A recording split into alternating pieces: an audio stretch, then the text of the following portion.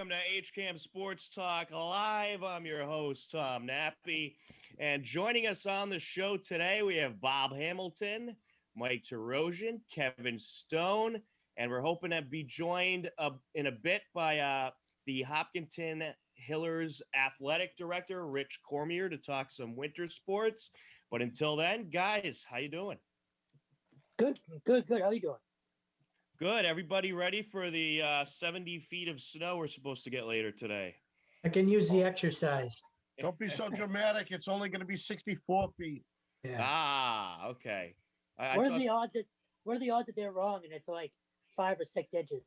I'd say about saying that 50%. the Jets will win this week. Actually, no, I think there's definitely more of a probability that they're wrong than the Jets will win. Yeah. I'd say it's 50-50 if they're right or wrong. Yeah. You know, you really can't tell until the storm actually hits. But speaking of storms, although that was a horrible transition, It was terrible. registration is open for Hopkinton Little League baseball and softball. The deadline is January 31st. So if your young one would like to play some Hopkinton Little League baseball or softball, head over to hopkintonlittleleague.org and click register now. The storm. Really, the storm. Oh, boy. You went to college for this stuff, didn't you? That was a bit. Oh, absolutely. Yeah, I went to college. I went to the College of One-Liners. Unfortunately, I failed the one-liner class. You did better in math. Yes. So Rich Cormier is supposed to join us in a little bit. We'll have our NFL picks coming up as well. But guys, have you heard anything as far as winter sports? Any further information? The latest I heard was, I believe it was Holliston and I think Ashland. They are going to have a winter season, but they are postponing their start date by a couple of weeks. So that actually switched up a couple of Hopkinton hockey and basketball games. They added the opponents that Holliston and Ashland were supposed to play. I think it was like week 2 of the season, since they are delaying the start of their winter season a bit. And we're certainly hoping that Holliston and Ashland will be able to get on the field or on the court or on the ice. I know they're having some big problems, unfortunately, with the virus in those towns, but I haven't heard of too many local schools canceling, but certainly a couple of postponed starts. Kevin, have you heard anything? No, not really. I am going to New England Sports Center on Friday to cover Lincoln Sudbury for a practice. So I am very curious to see kind of what the setup is and kind of what everything looks like in terms of, spacing and even, I mean, as you guys all know, there's 10 rinks in that building. Right. So I'm very curious to see, are there 10 rinks being used? Is that phenomenal food stand open? I'm very curious about a lot of things going on, especially there too, because again, as you guys know, that's the hotbed of hockey, really until March. Right. So I'm very curious to see what that looks like. I tell you, I'm glad to hear that I'm not the only one that was waiting to find out if the food court was going to be open or not. Honestly, they have tremendous food there. Yeah, that's why doubleheader games never bother me. Yep. Right. But as far as it goes, we still have the conditions of no locker rooms. So, are they gonna put carpet down on one of the rinks and make that a makeshift open changing room? Who knows? Hopkins has been nice to have rink number 1 all the time with the seats and beautiful arena, great place, great staging for our crew to set up and televise. But now, since there's not going to be any parents, are they going to move us to a different rink? What's the setup going to be like? We don't know. All I know is that I am going to enjoy covering a game there, because with no parents, that means there should be plenty of parking. Yes, there should be. And that's, I guess, one of the positives. I mean, this whole situation's bad. Nobody wants a pandemic, but I guess that's one of the positives is the parking will be good and you won't have to battle for spaces. I mean, that's because we work it, and it's work to us. It's not, bringing our kids. It's work. So I think that, let's put it this way: everyone's struggling, and everyone's doing their best to make it work. And not only are they getting less revenue because of the COVID, but they're also spending more money so they can participate in the programs and let them go on. So it's costing them more money and they're bringing in less money. God bless them for staying open and letting the kids have a venue to play sports in. Oh, absolutely. And there's a lot of arenas that could stay open that have closed, but fortunately, New England Sports Center, they're staying open. They want to get the kids out there. And that place is very clean, too. So I have faith that they'll do a nice job keeping it pretty clean. But you have to imagine there's going to be a limit on the amount of people, on the amount of rinks they use. Because isn't the law now, what, you can't have 100 people in a building or something? Right, but I believe MIA voted no parents at winter sporting events. Yes. That was the latest we learned just last week. And that's what we was hoping to have Rich on to talk about, was no parents. Where before, during the fall season, the TVL voted, but then the TVL said, hey, you know what? We're outdoors. Let's try it. And they were able to give the 2 lanyards to each player. I actually didn't hear the no parents thing. I knew it was a possibility. I learned that when John Ritz and I were out checking out the ski ward situation, because we'll be broadcasting for the first time ever alpine skiing over at Ski Ward in Shrewsbury, starting January 7th. How is it over there? Is it a nice place? I tell you, it's nice. Again, from a worker's point of view, you park in the parking lot. There's not be any parents. We're going to be able to. We don't have to walk through there where everyone checks in and pays. We can just walk right up by what they call the ski lift, if you will, where everyone gets on, and they got an area that is designated just for us. They put up a little fence in front, and we just get to stay there. We got power. We have internet. We have good hotspot coverage. So we'll be able to stream. And it's a straight shot down. John will be able to zoom all the way up to the starting line at the top of the hill and follow them down. It's going to be pretty cool. That is awesome. And I'm sure John is going to have a really good time being out there and filming some skiing. He's really, really super stoked over the whole thing. I'm actually excited that I'm going to be out there for the first night myself because I'm just dying to see it and see how it goes. Oh, it's going to be cool. We're looking forward to it. And it'll be streaming live because you tested the internet. The internet's good, ready to rock, correct? Yeah, ready to go. Everything's great. And if something happens, it will be at least recorded and it'll play back on Saturday. So it'll be Thursday night from 6:15 to 8:30 p.m. Excellent. We're looking forward to it. So catch Hopkinton Hillers downhill alpine skiing all winter long right here on HCAM. And as we mentioned last week, basketball and hockey is set to start after the new year. So that's when we'll start having some basketball and hockey games. And we have some breaking news here on the my FM, or what am I talking about? HCAM Sports Talk Live. I was looking at something. I'm sorry. Oh, I'm going to have to end this show. Due to the uncertainty of the weather forecast tonight, Hillers girls ice hockey practice is canceled. So there's your breaking news. Right. Even though it's an indoor sport, snow will affect it because the kids still have to travel. Where is it? Are they practicing at New England Sports Center too? I believe so, yes. So everything is there. So. This is going to be great for us because I believe the games are going to be back to back. And there's one back to back. I'm hoping though they're in the same rink. Yeah, that's the important thing. So right, as long as they're in the same rink, that's great. If they're not, I'll be quite mad. So again, we'll be looking for to be covering there, which we know we work fine. Well, we use the Wi-Fi there, right, John? We're all set with them. Yeah.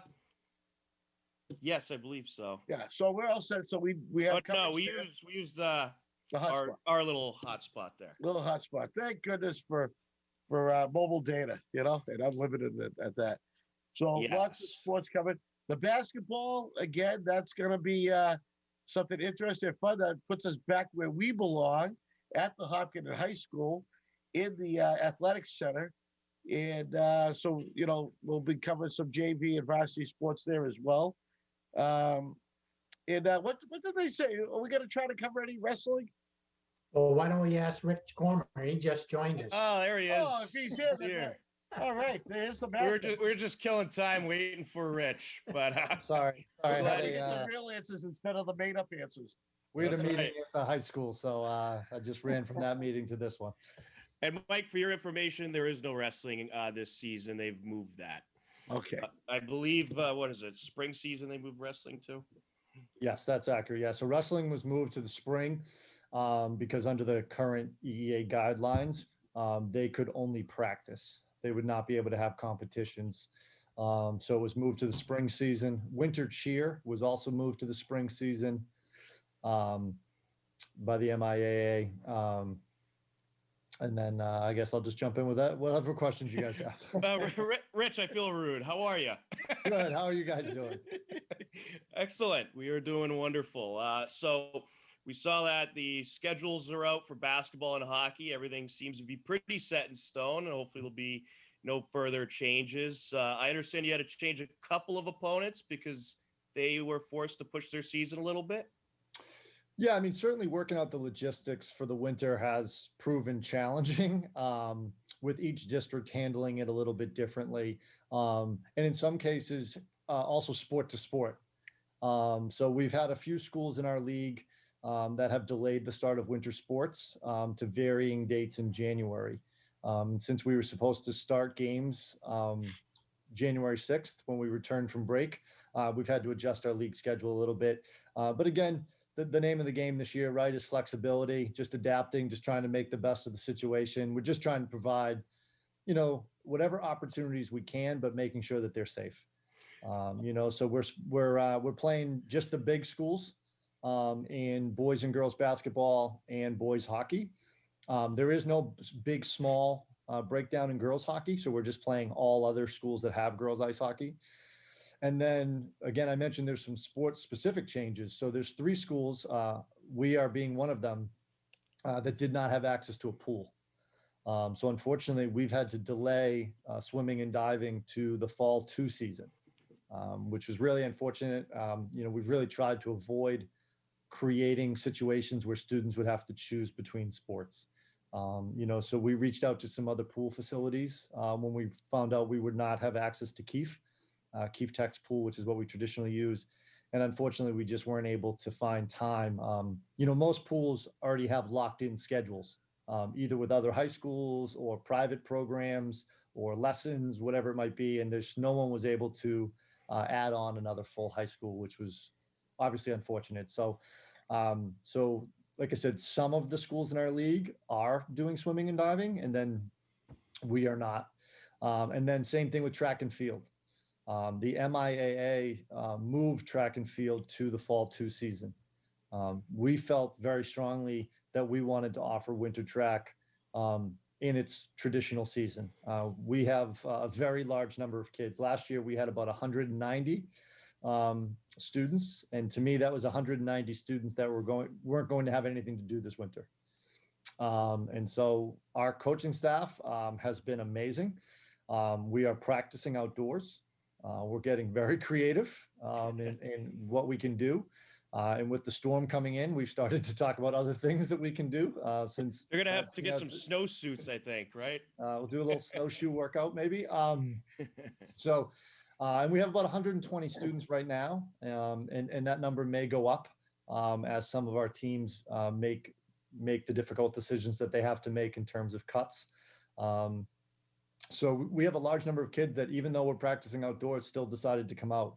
But there's only 5 schools in the TVL that are doing track and field during this winter season. The other 7 have pushed it off. So again, there's a lot of different things from school to school and sometimes sport to sport, depending on facilities.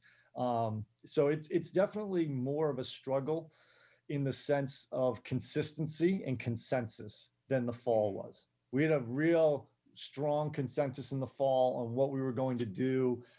Being outdoors helped. So it's a little bit more challenging in that respect this winter. And I want to ask you this question before I forget, because I always forget. So the girls hockey team this season, they'll also be at the New England Sports Center. Will they be on the same rink as the boys team? Yes, except for one game. But the difference is, and I assume you're probably thinking, Tom, of rink one. Yes. Which is the traditional game rink. So we're actually not playing our games in rink one this year. I knew it. I knew it.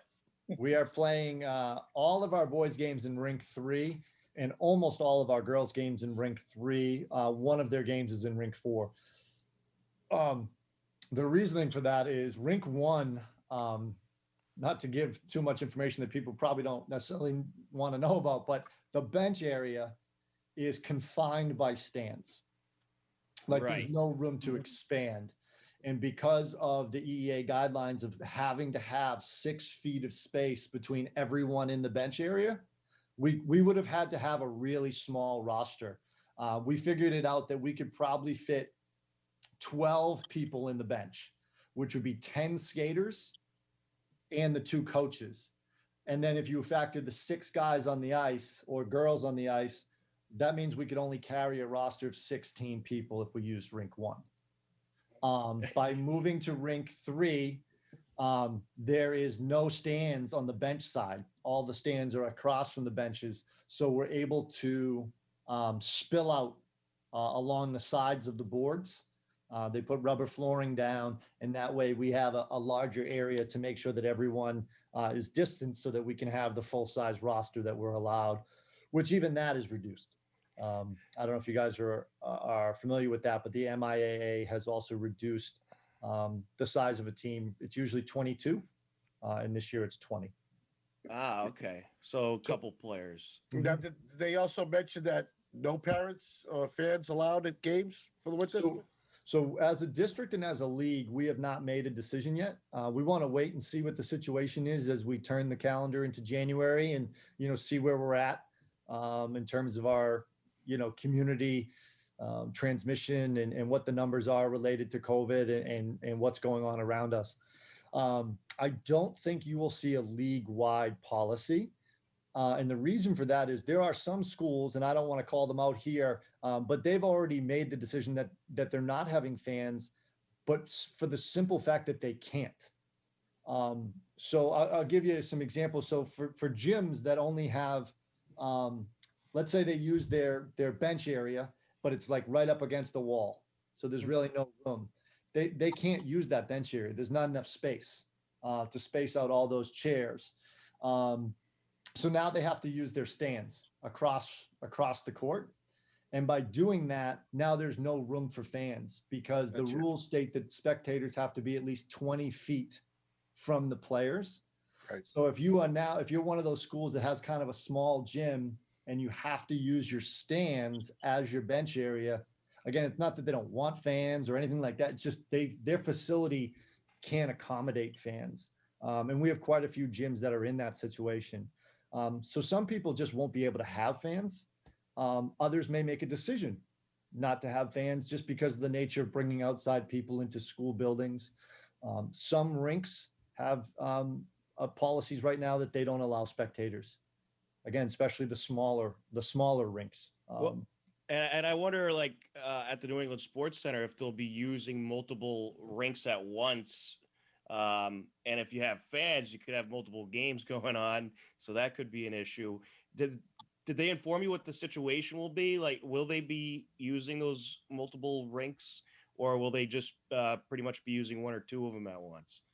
So for games, I think there'll only be a maximum of about 2 games going on at one time. Again, I don't think they're going to be using their traditional game rink, which is rinks 1 and 2, just because of the limitations of the bench, unless you had some really smaller schools that maybe have smaller teams. So I do think there could be situations where there are multiple games going on. I know NESC has that on a pretty regular basis with just their youth sports. I have to say NESC has a lot of good measures in place. We had a walkthrough and a meeting over there before the season got started, and that's how we agreed eventually to play our games in rink 3, for example, because that's what worked. They have a pretty elaborate, and I don't mean that in a bad way, I think it's a good thing, sign-in process where kids have to sign in every day when they're coming in. They have separate entrances depending on what rink you're going into and so forth. So I feel like NESC has taken a lot of precautions to make sure that we're able to do this safely and keep the season going. They do currently allow spectators at NESC, but again, that could change at any time. And then we could still decide, even though NESC does allow fans, to not allow fans, right, as a district. So there's still a lot of decisions that have to be made on that. And even if we do allow fans, or if they are allowed at a specific facility, it'll be limited. I think you're going to see home fans only in a best case scenario, and things of that nature. I don't know if you guys have seen our gym recently, but you literally can get on the basketball court and that's it. Right. Our track is completely covered in desks all the way around. The far side of our court and the far side of the track is all storage. It'll be quite a nice backdrop behind our bench for the basketball games. But, we had to do what we needed to do to have access to it.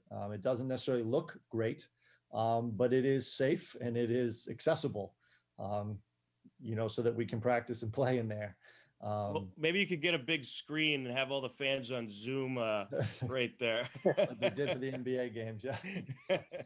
So again, we're still working on the spectators thing. I think I said this in the fall. As a parent myself, I fully appreciate how important it is for parents to have the opportunity to watch their sons and daughters play, and really just how fun it is. I love watching my kids play, and right now I'm not able to always see my kids play. My son's in a league right now where no spectators are allowed.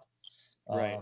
So I'm not able to watch it. My daughter's in a league where we're allowed one fan. So my wife and I rotate, who's able to go, and, things of that nature. I think it's something that we're all dealing with. And again, some facilities are just bigger than others and can manage it. And even though we have a big gym, like I said, we have desks everywhere. We don't have an accessible gym right now. Right. So there's a lot of facility limitations. So it's not as simple like yes or no to spectators. It's really more about, how can you manage it? Our building's locked after school. So we've had to set up a protocol for how students access the building for afternoon and evening practices, because we have practices all the way basically until 9:00 at night in our gym.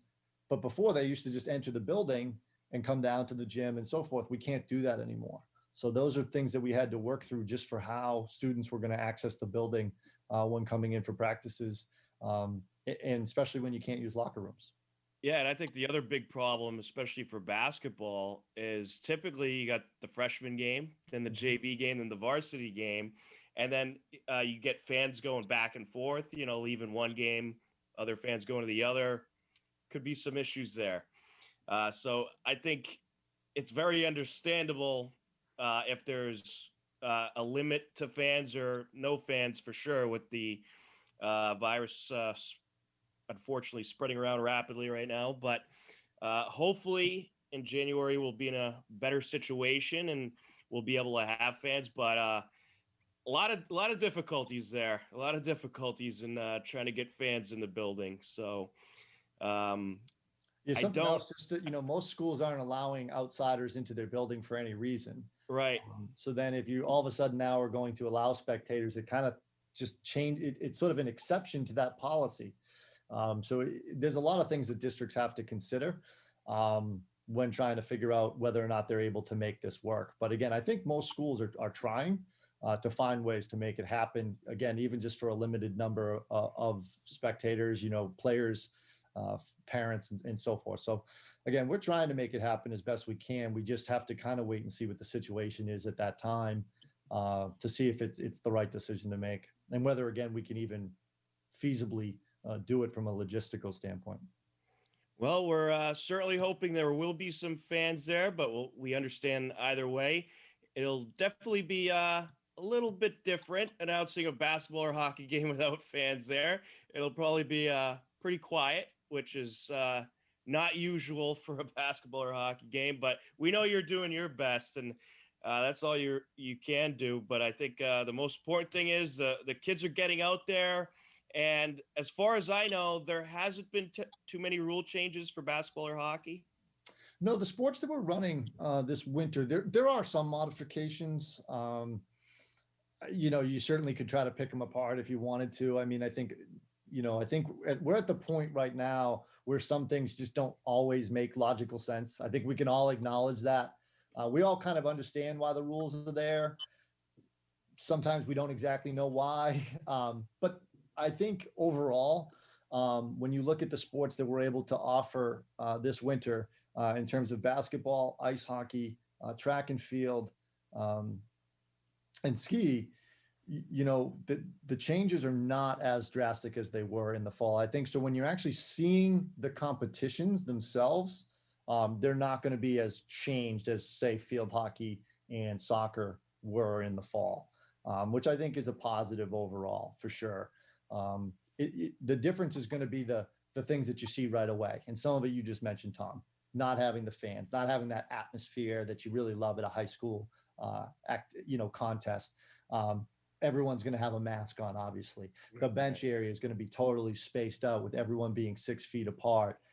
For our track meets that we're doing, we're going to be actually using Wheaton College for our track meets, but we're only allowed a set number of athletes. So in order to make it work, we can only do dual meets, which a lot of times in indoor track, you have many more schools there. You usually have 4, 6, sometimes even all 12 schools in the league there. We can only have 2 schools there, and we're doing them one gender at a time. So like, for example, when we play Westwood, our boys will compete, they will leave, and then our girls will come in and compete against just Westwood. So again, the modifications are less to the game or to the contest. It's more about how we're operating it and managing it is where you're going to see the modifications. For hockey, though, they have the helmets, and they could put face shields on the helmets. If they have one of those face shields on, do they still have to wear the mask? They do. Wow. That's also interesting to me.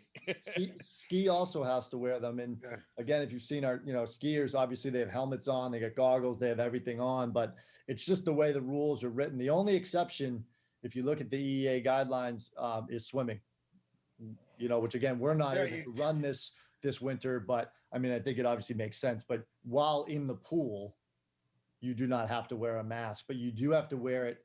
So again, we're not doing swimming, but after a race is complete, the swimmer is actually going to go to the opposite side of the pool and get their mask and exit the pool opposite the starting block, and then put their mask on. So everyone on the deck will have a mask on, but obviously the swimmers while in the pool would not need to have one on. I still love the rule that came down with the wrestling. You can have a wrestling match, but no handshakes afterwards. That I always thought was funny.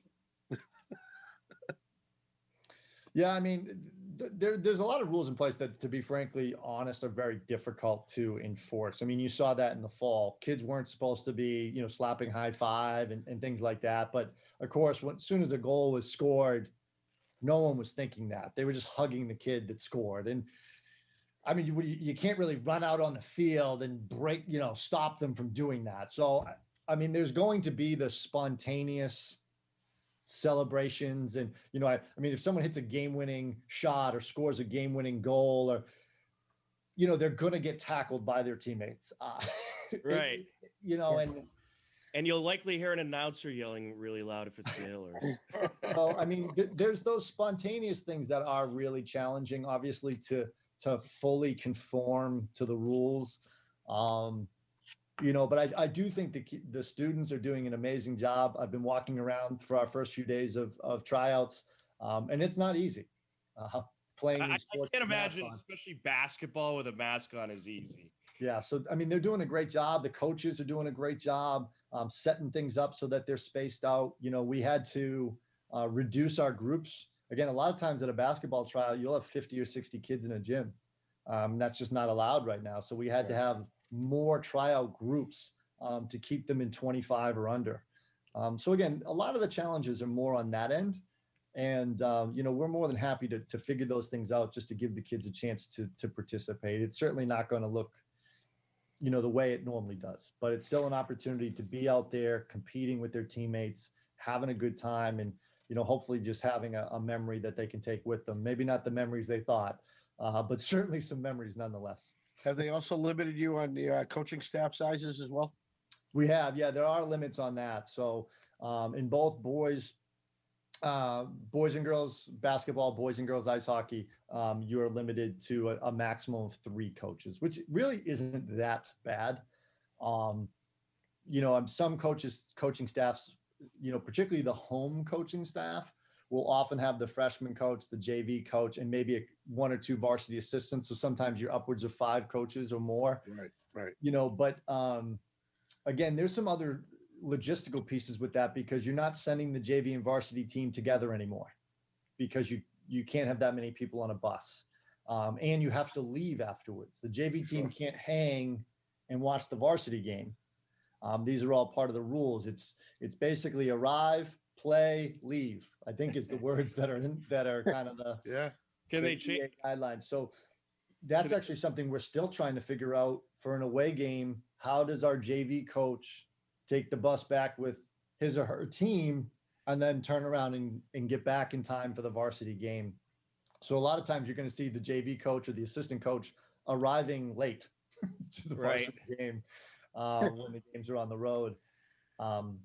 So again, there is a lot of those logistical things that honestly we're still kind of working out the best way to do that. But and Tom, you mentioned this earlier, we are staggering it. So again, we used to have like the JV team basically waiting on the baseline to go on after freshmen, or varsity waiting to jump on after JV. There is going to be a buffer in between all of these games, about 15 minutes, to make sure everyone leaves the gym. We have a chance to wipe everything down and then bring in the next group, whether that involves fans or not. Even if there's no spectators allowed, we still need to do that. We still need to have one whole team leave and then the next group come on. And that brings up a good time for a shameless plug. We will have JV and varsity basketball airing on HCAM, so you can catch Hiller's JV and varsity basketball all winter long on the HCAM channels. And of course, we'll have hockey among other sports. But I figured that was a good time to let people know we will have JV and varsity. And we'll have Tom Keene on the show next week talking about the boys basketball team. So we're looking forward to hearing more details from him about splitting up the practices and the tryouts and that type of thing. But it seems like you're doing all you can on your end to get this winter season going. I think all you are just doing a great job at even putting these schedules together and getting the teams out there. And before we wrap it up, anybody else have anything for Rich? Well, one thing that I want to jump in real quick.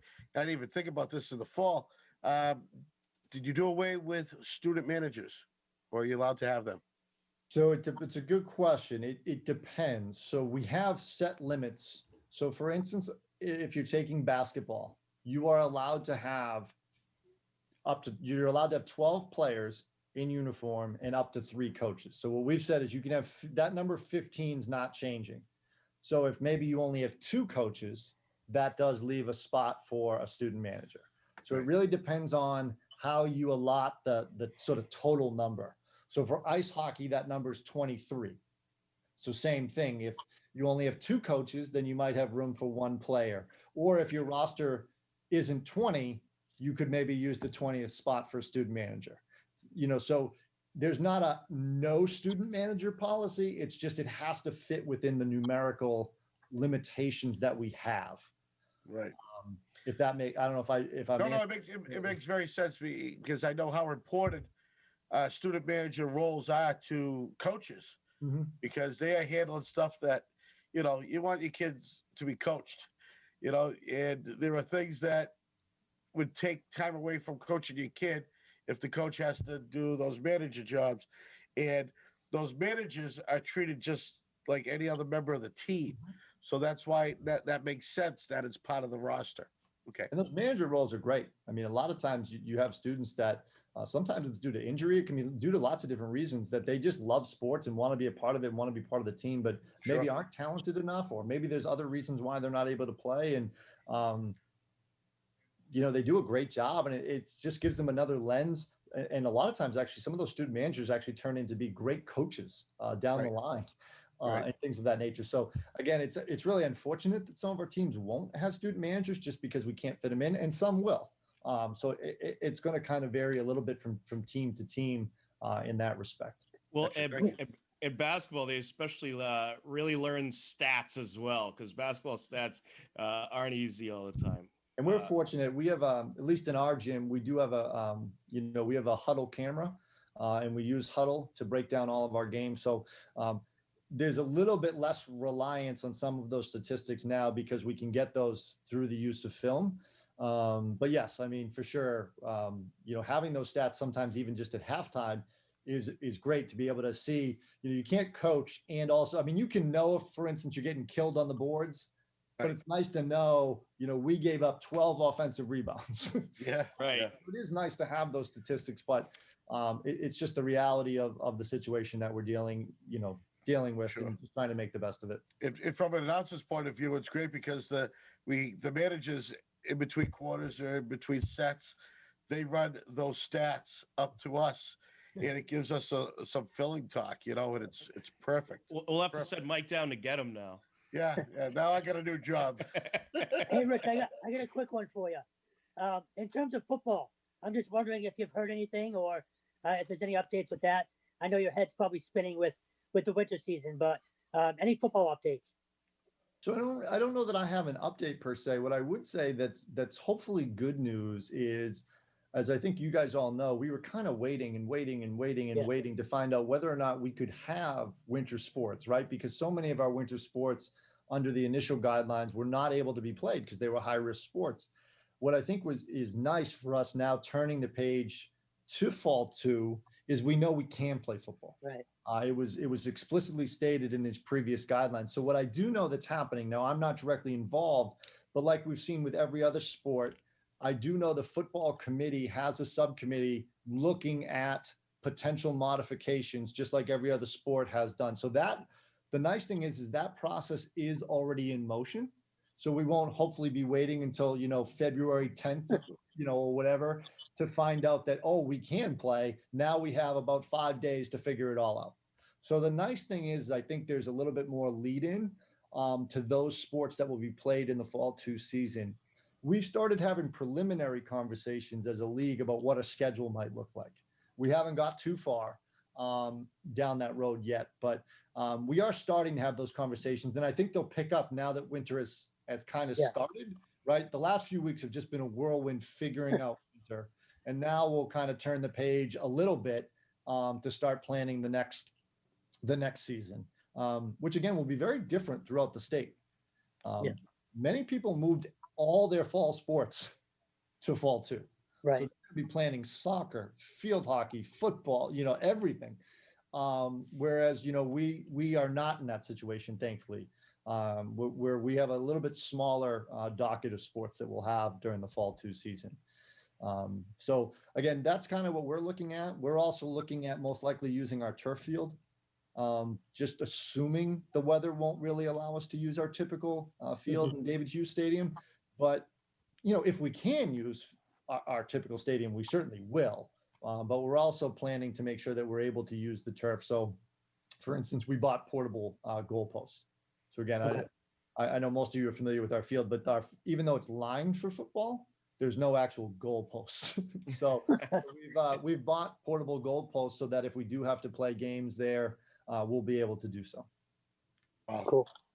And especially for football, with the turnout those games usually get, you have to imagine if the virus is still hanging around and causing mayhem, that there'll be some kind of limit as far as fans. So turf field might be a good idea for football, but hopefully the virus will be gone.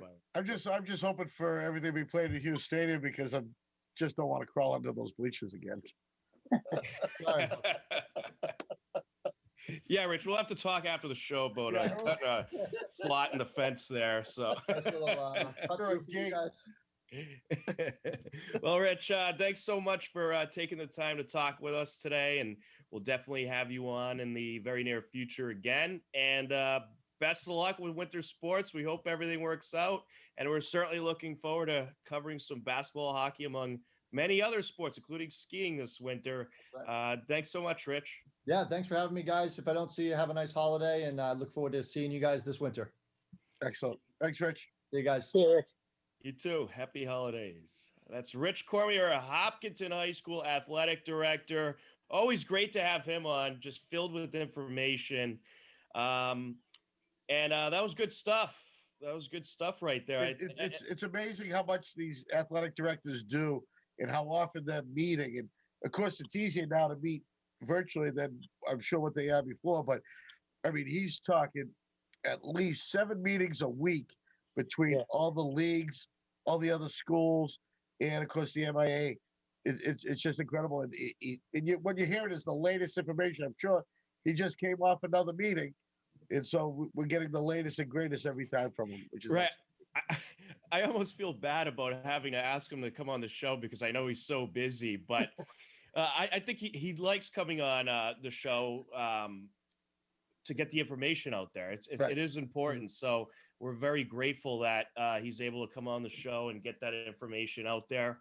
And next week, as I mentioned, we'll have Tom Keene, Hillers boys basketball coach, on the show. So we're certainly looking forward to that. Tryouts are underway. The practices are getting started already, I believe, or at the end of the week. So we'll have a couple weeks of preseason under our belt, so we could talk to Coach Keene about how the basketball team is looking. The one thing that just it's going to take me a while to get over is the fact that the basketball players are going to be wearing masks and the hockey players have to wear masks even if they have a shield.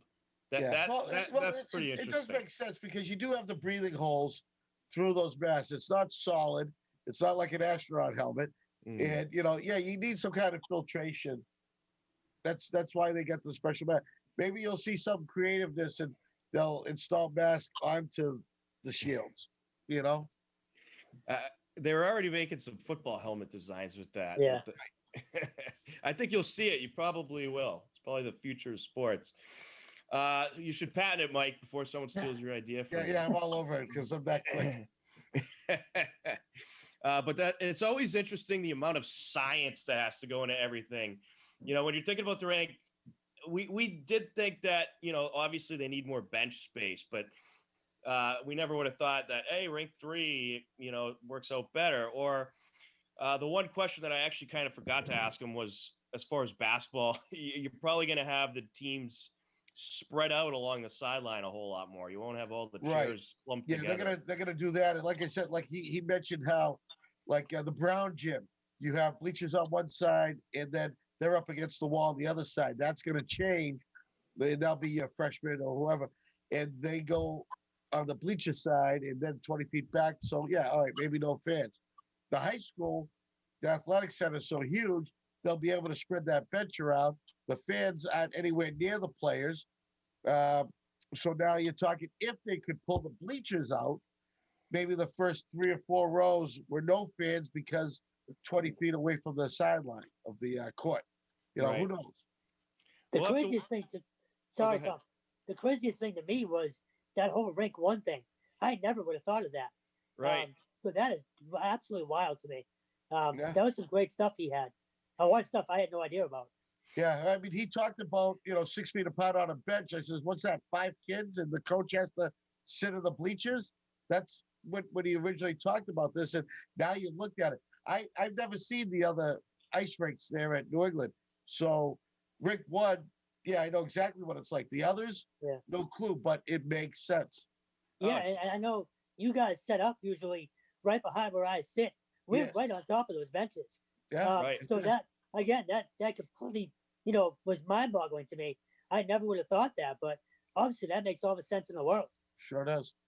I will miss being able to hear what the players and coaches are saying on the bench, though, because you get some really those interesting timeouts. commentary. Yeah, those timeouts are fantastic.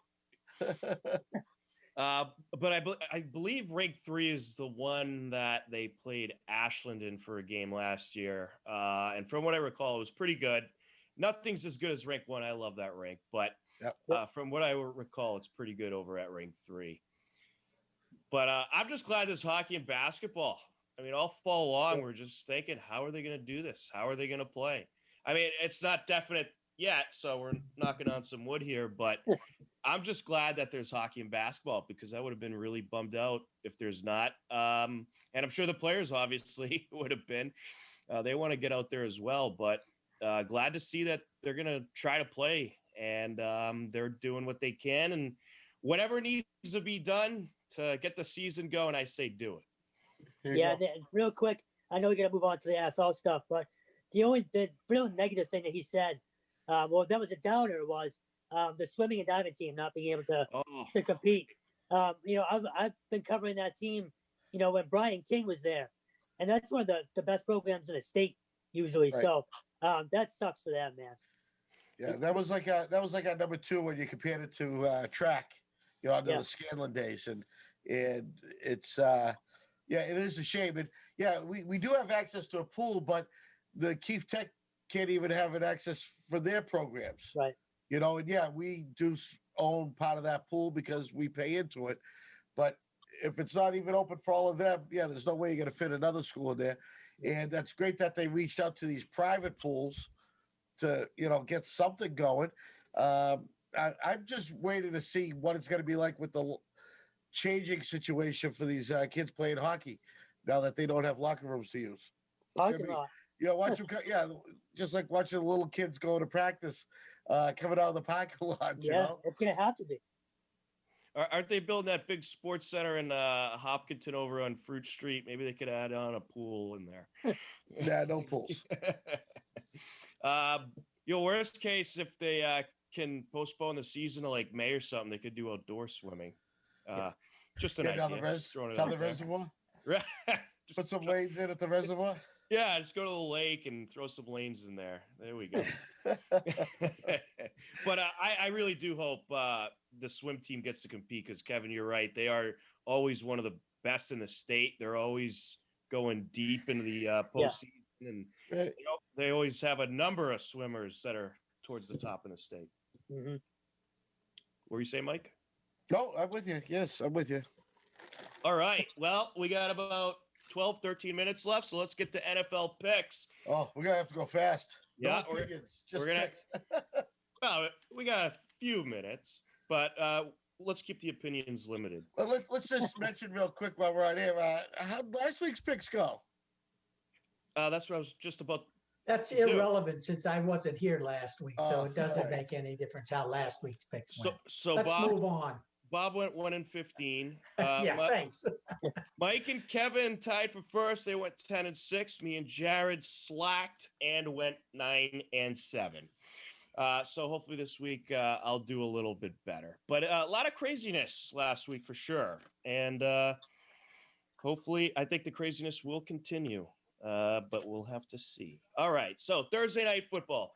4-9 Chargers, 7-6 Raiders. I'll go with the Chargers. Mike, who do you got? You know what?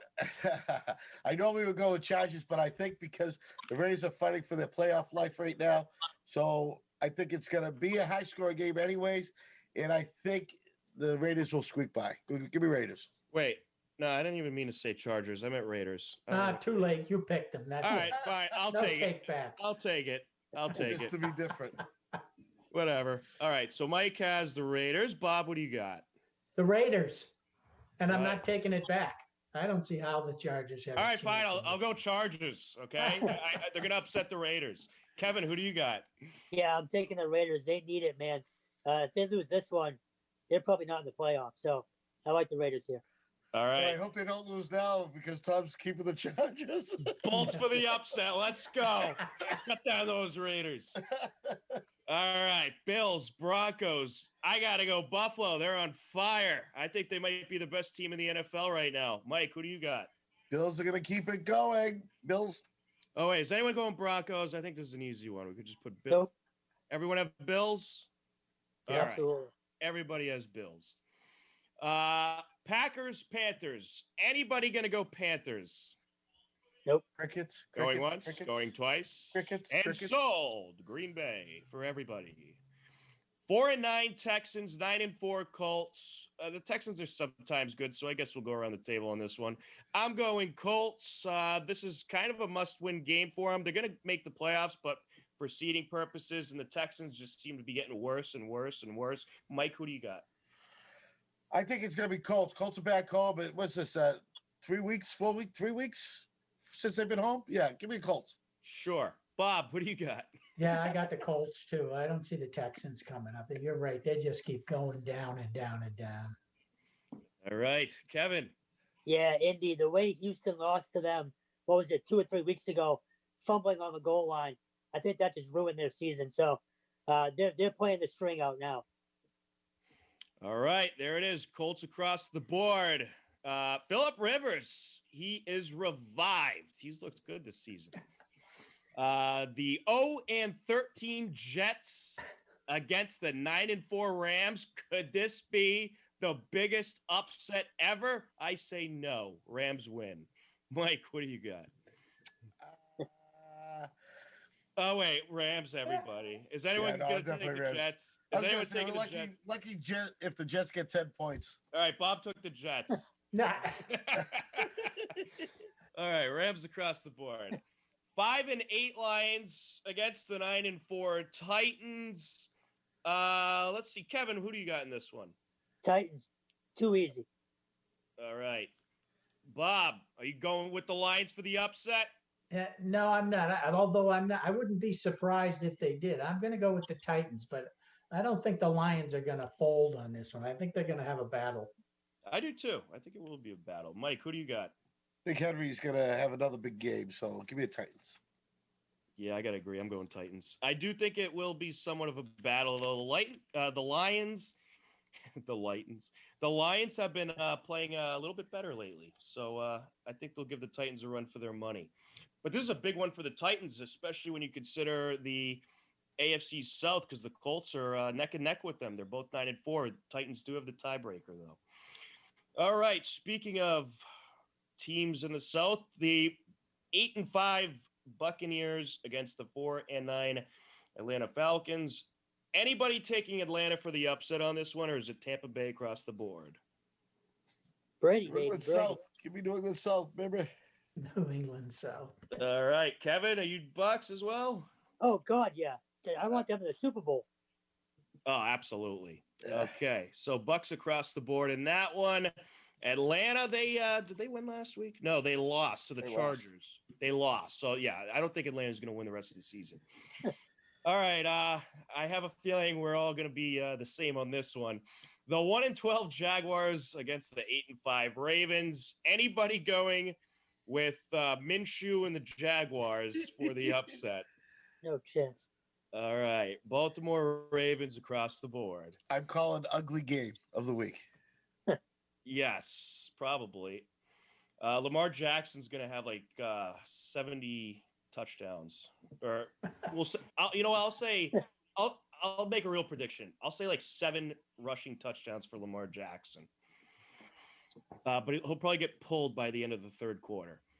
All right, the 6-7 Patriots against the 8-5 Miami Dolphins. It's the home team. We'll go around. I have zero faith in Cam Newton, zero faith in the Patriots. Miami's playing good right now. They're fighting for the division. This game's in Florida. I'm going Miami. Mike, who do you got? I don't know. You know, I like the idea. We got a rookie quarterback for Miami, and Belichick likes to eat them up. I'm going New England. All right, Bob. No, I'm going the Dolphins. The Patriots never could win down in Miami. I don't see them winning there this week. I feel more confident in Miami now that Bob's going with it. Kevin, who do you got? Miami. This game might be like 9-6. Neither quarterback can play. Ooh. Well, they might bring in Fitzmagic. Yeah. Keep that in mind. Or in that case, they'll lose by 14. Yeah. Oh boy. Tua, I don't know. He had a decent game last week. He went neck and neck with the Chiefs. It was It impressive. looks like he's throwing a can of paint, though. That's great. All right, we got the 6-7 Bears. Oh, we got a fly here. 5 minutes. 6-7 Bears, 6-7 Vikings. This is a tough one to pick. This game could go either way. I don't know. Give me Minnesota. Mike, who do you got? I'm going to be different. Give me the Bears. All right, Bob. The Bears. Kevin. Minnesota, just a better offense. There you go. Even if. All right, Browns, Giants. Anybody going with the Giants? No. No. Browns across the board. Seahawks, Washington football team. Anybody going with the football team? All right. Seahawks across the board. Eagles, Cardinals. This is a close one. All right. Give me Arizona, though. We'll go around. Kevin, who do you got? Yeah, I'm going to take Arizona here. All right, Bob. Yeah, I would have picked the Eagles, but no, Arizona's going to come in this week. Actually, the Eagles beat the Saints last week. That was a big win. I know they had a good game, but it ain't going to happen. Well, I think benching Wentz, putting in Hurts doesn't hurt the Eagles. Get it? Yeah, Hurts can't duplicate a victory. No way. Mike, who do you got? Cards. All right, Arizona across the board. Ooh, game of the week, big one. 12-1 Chiefs, 10-3 Saints. I can't wait to watch this one. This is a tough one. Well, Breeze isn't back, right? Right. I don't think so. Oh no, but no, I don't think he's back. I think he next could week. be. All right. You know what, Kevin? Who do you got? I'm going to take the Chiefs here. Their offense is it's unstoppable. They're as good, if not better, than that 99 Rams team, and maybe the 07 Patriots team too. Don't you dare say that. I love that team, man. But this offense is unbelievable. They are unbelievable. So many weapons, and of course, I hate to say it, but a really, really good quarterback. But too many weapons in that offense. Their defense could be their downfall, though. Not saying it's bad, but it's a little shaky. Yeah, but they won't need it this week to beat them. So the Chiefs.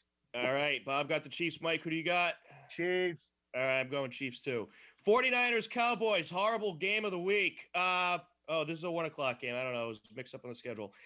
I could care less who wins this game. I think it's going to be horrible, but I'll pick 49ers. Mike, who do you got? Yeah, give me San Fran. All right. Bob. I'm going with the Cowboys. I think that they can beat San Francisco. They did get a win last week, didn't they? But, yeah, they did. I forget who they beat. Kevin, who do you got? Yeah, I'll take Dallas. Andy Dalton over Nick Mullins. Oh, they beat the Bengals last week. That doesn't count. All right. So we got it's not like they beat the Jets. 2 for 49ers, 2 for Cowboys. I like it. All right. Monday Night Football. Boy, they got a doozy this week. The 11-2 Steelers, the 10-1 Bengals. Yeah, the Monday Night Football game, really? We can't even really talk about it because we know what's going to happen. Anybody going with the Bengals? I'm sorry, you talking to us? Yes. I'll take that as a no. Steelers across the board. What a battle last week it was between the Steelers and Buffalo. That was a great battle. But one of the greatest games I've ever seen in my life, that Monday Night Football game, Browns-Ravens, that was insanity. I thought Lamar Jackson was pulling a Tuukka-esque, just quitting on his team. Yeah. Somehow came back. It's great. Lamar, he had cramps. And I didn't think he was coming back either. It didn't look good for a while. And then he runs out of the locker room. First play, touchdown. And then a play right after, 2-point conversion. In fairness, if you're Cleveland, what are you doing blitzing him on 4th and 5? Right. Yeah, don't blitz the guy. Cover his targets, play in some zone. And that's how you shut him down. You can't blitz him. You blitz him, he's going to run away from you. He's one of the fastest, slipperiest guys I've ever seen in the NFL. Got about 1 minute, Tom. All right, we're down to the final minute for Rich Cormier, who joined us earlier. Big thank you. And a big thanks to Kevin, Bob, and Mike for joining me. For everybody here at HCAM, I'm Tom Nappy. This has been HCAM Sports Talk Live.